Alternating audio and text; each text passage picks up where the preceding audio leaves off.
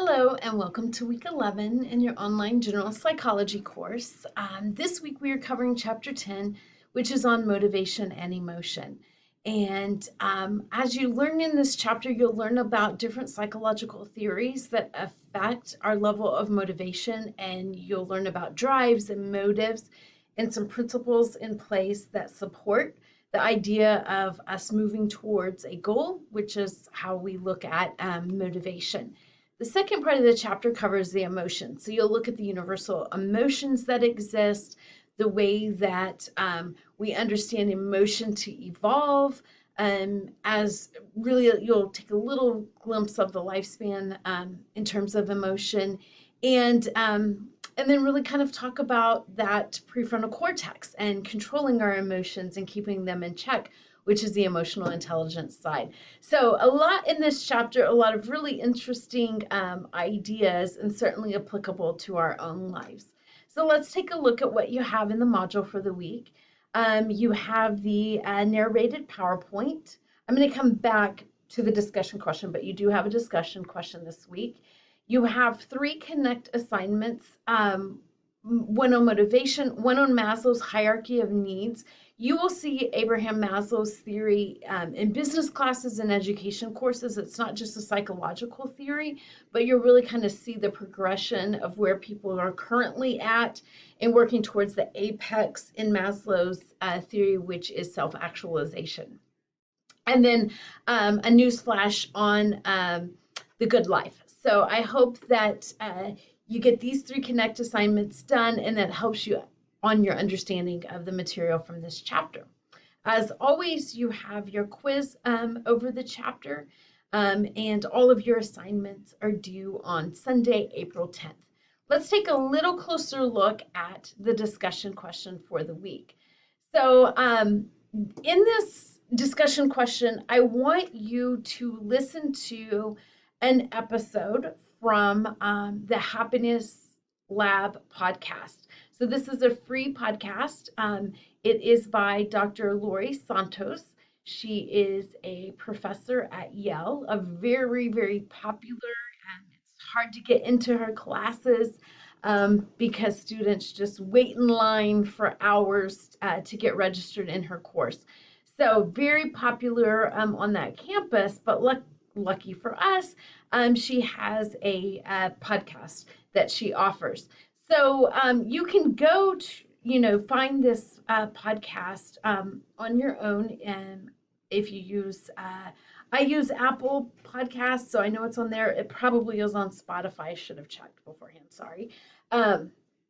But I have linked it here for you as well because she posts on her website the podcast. So that is where you'll find this.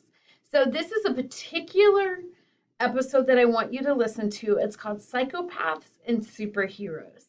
And this really is kind of, getting at, it might sound a little crazy here, but it's getting at what we're talking about with this chapter, with this idea of emotions and our level of altruism. So this podcast will take you on a journey of understanding more about emotion and its effect on altruism.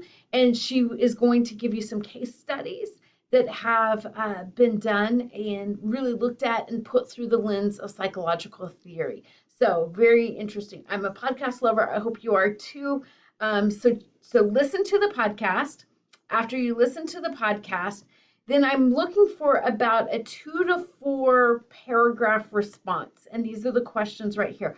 I am sorry. I keep reformatting that, and I don't know why it keeps, Canvas is like, no, we want that to be centered. So I apologize. I'll try to fix it after I do this video one more time. But why do you think people go to the extreme lengths to help others? Of course, there's a second part there. What did the podcast make you consider about your own level of altruism? And the research shared in the podcast suggests that altruistic individuals are happier. Do you agree or disagree? So justify your answers. So those are the questions I want you to respond to. Again, total about 2 to 4 paragraphs. That's after you've listened to this episode of Dr. Santos's podcast. And please make sure you're listening to this specific one. It's from season 2, episode 1, if you're looking in another place than going directly to this link.